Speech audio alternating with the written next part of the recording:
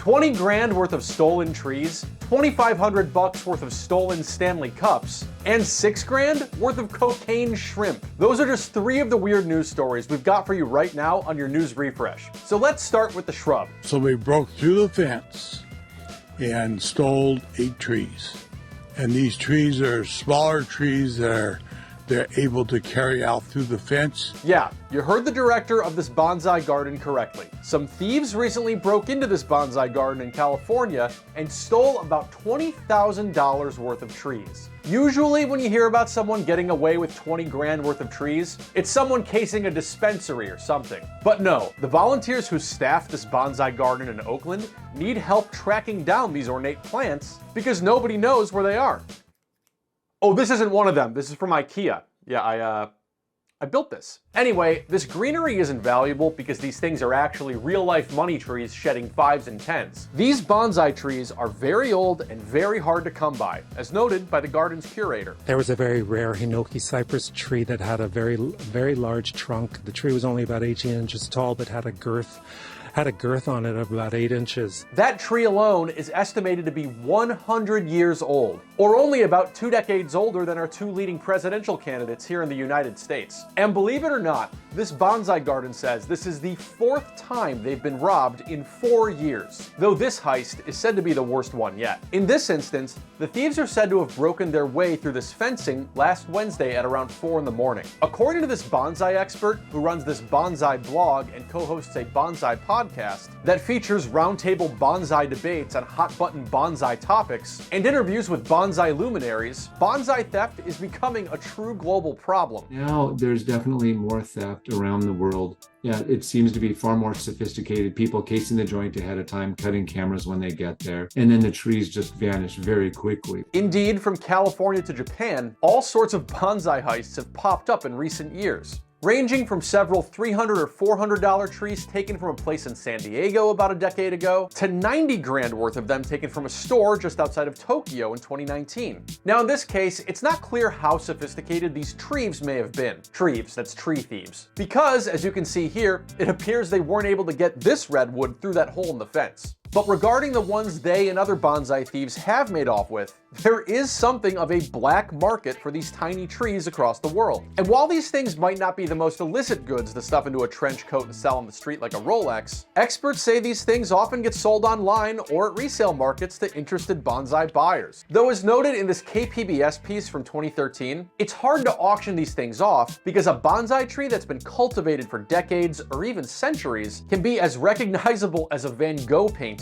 And a stolen bonsai might just end up in someone's backyard. It's so sad that people can't respect something that everybody comes and enjoys and can just come by to a very peaceful place. You see, that's kind of the thing here. Bonsai artists can spend decades or more working on one single tree. And in some of these cases, artists who have invested around 25 years worth of care for their trees have said bonsai are like our children. And while that may not seem like the most flattering comparison your folks might draw between you and your apparent shrub of a brother, caring for a bonsai is part of a 1,000-year-old art that requires dedication, skill, and time. In the case of the trees taken from Tokyo in 2019, the owner who was robbed even urged whoever stole the things to make sure the bonsais are watered. A pot can be replaced.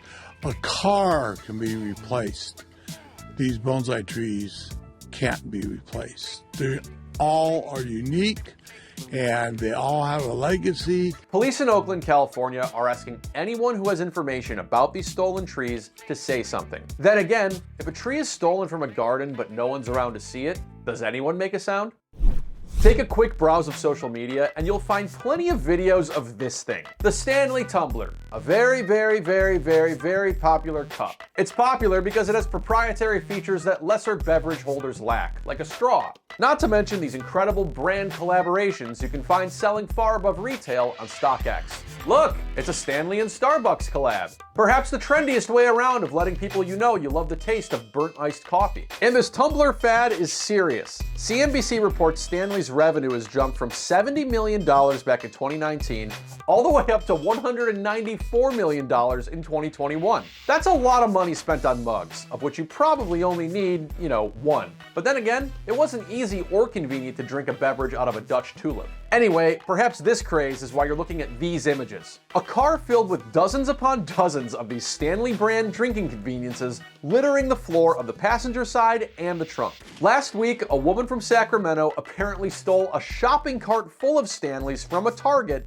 and stuffed them into her vehicle here. And when cops pulled her over, they found the stuff and proudly displayed some of them on the hood and even the grill of their service vehicle. On the police department Facebook page, Jamie D'Avila said, "Great job, RPD," and left this image of a star in front of some fireworks with the words "well done." Corey Giambastiana said, "I thought it was a picture of the back seat of my car." And Dylan Smith noted, "The real crime is 65 cups being worth $2,500. Indeed, police say the 65 stolen cups inside this lady's car was worth $2,500, or about 3/4 of the cost of the Apple Vision Pro, where whatever virtual reality dinosaur experience they've dreamt up is probably more believable than a world where 65 coffee mugs are worth $2,500. Just the other day, the Wall Street Journal posed the question, why does anybody need 37 Stanley Cups? Some Alabama high school girl's answer was apparently, not me, I need 67, revealing her parents have spent $3,000 to acquire 67 of them in every possible size and color. Perhaps it's worth pointing out that last year, a report found that Alabama's college net tuition revenue for full-time students, a little over 14 grand, was about double the national average, which is about 7 grand. 14 grand, of course, is a lot of money for any amount of college education. Though it is the thing that could come in kind of handy to deter one from buying $3,000 worth of speculative cups.